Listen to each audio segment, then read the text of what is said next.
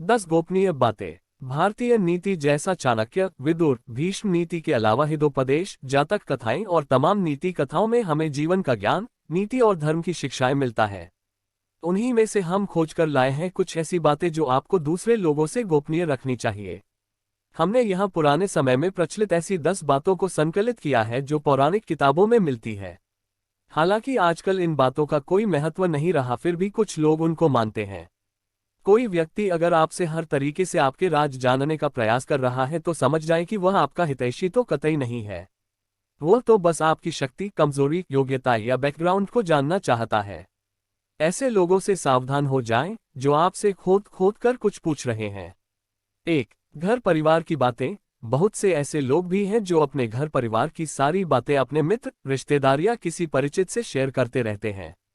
ऐसे लोग बाद में पछताते हैं। इससे घर के सदस्यों में आपसी मनमुटाव और अविश्वास की भावना बढ़ती है। घर की बातें घर में ही रखने से जीवन सुखमय बनता है। छोटी मोटी समस्याएं जीवन में चलती रहती है। पति पत्नी का संसार व्यवहार गोपनीय रखना चाहिए। बहुत से मूर्ख लोग अपनी पत्नी के साथ उनका व्यवहार कैसा है ये भी दूसरों को बताते रहते हैं। आप अपने परिवार की बातें हमेशा गुप्त रखें, अन्यथा सुनने वाले तो मजे लेकर हट जाएंगे, लेकिन आप पछताएंगे। दूसरों की सहानुभूति हासिल करने के लिए आप कुछ समय के लिए जरूर राहत महसूस कर सकते हैं, लेकिन इससे आपकी कमजोरी ही प्रदर्शित होती है। 2. घर का रहस्य। बहुत से ऐसे लोग हैं जो अपने घर में हर किसी की एंट्री कर देते हैं और घर के कोने कोने से सभी को अवगत करा देते हैं। जो लोग आपके विश्वास पात्र हैं उन्हें जरूर इसकी छूट दी जा सकती है, लेकिन हमने देखा है कि बहुत से ऐसे लोग भी आपके घर में घुसकर उसे देखना चाहेंगे जिनसे आपका कोई खास संबंध नहीं है। हालांकि जिस पर आप विश्वास कर रहे हैं वह कितना सही है ये भी देखना जरूरी है। पुराने समय में लोग संयुक्त परिवार में रहते थे और उनके घर भी बड़े होते थे। ऐसे में ये धारणा प्रचलित हुई कि किसी को अपने घर का रहस्य नहीं बताना चाहिए। सभी के कमरे अलग अलग होते हैं और सभी का अपना व्यक्तिगत जीवन होता है। हालांकि यदि आपके रिश्तेदारों को छोड़कर आपके यहाँ कोई आता जाता रहता है तो ये सुनिश्चित करें कि उसका आना जाना ड्राइंग रूम तक ही सीमित रहे। 3. आपका धन। लोग जानना चाहते हैं कि आप कितना कमाते हैं। यदि आप सीधे सीधे नहीं बताएंगे तो ये लोग दूसरे तरीके से पूछताछ करके अनुमान लगा लेंगे। हालांकि आप अपने धन को जितना हो सके गोपनीय रखेंगे तो आपके लिए ही अच्छा होगा।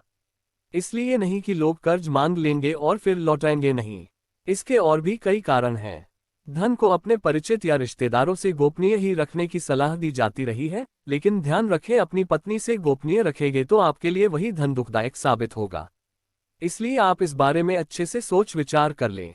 4. अपना अपमान। यदि सार्वजनिक रूप से आपका अपमान किया जा रहा है तो उसका जमकर प्रतिकार करें। फिर भी व्यक्ति को बहुत से मामले में कभी कभी मजबूरीवश अपमान झेलना पड़ता है। अपमान को दिमाग में ज्यादा दिन तक नहीं पालें, बल्कि इस पर विचार करें कि दोबारा कोई आपके साथ ऐसा नहीं कर पाए।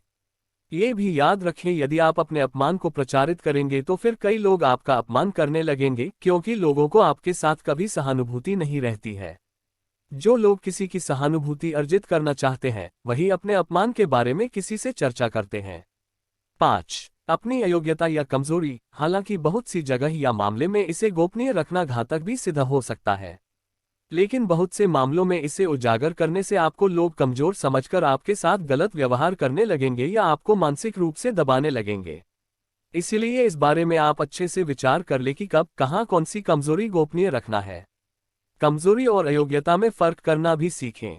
6. मन की बात। मन में बहुत सी ऐसी बातें होती हैं जिनको जग जाहिर करने से आप अपने आसपास संकट खड़े कर सकते हैं। हो सकता है कि आपके मन में किसी बात को लेकर अवसाद हो, क्रोध हो या घृणा हो।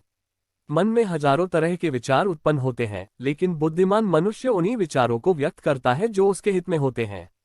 लेकिन इस तरह की बातों को जग जाहिर करने से आपके संबंध में लोग एक तरह की राय बनाना शुरू कर देंगे और फिर लोग आपकी अच्छी बातों को नहीं सुनेंगे, आपके उस गुस्से या फ्रस्ट्रेशन की ही चर्चा करेंगे।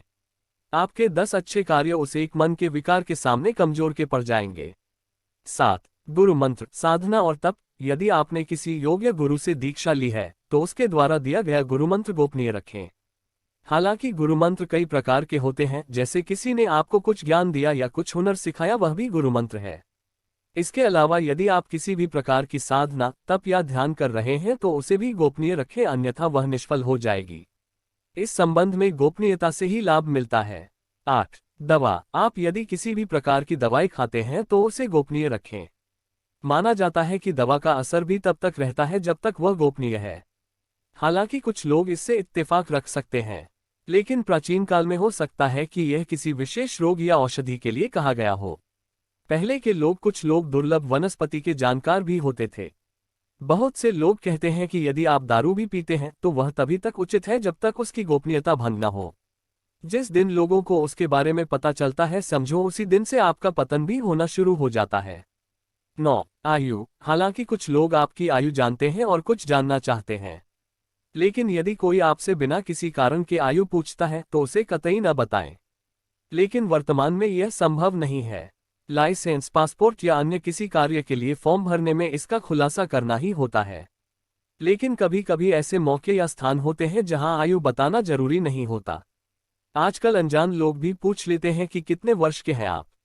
10. दान पुण्य। आपने जो भी दान दिया है उसे गुप्त रखेंगे तो ही उसका लाभ मिल सकता है। गोपनीय दान देवताओं की नज़र में रहता है और जिस दान का बखान किया जा रहा है उसका फल निष्फल हो जाता है।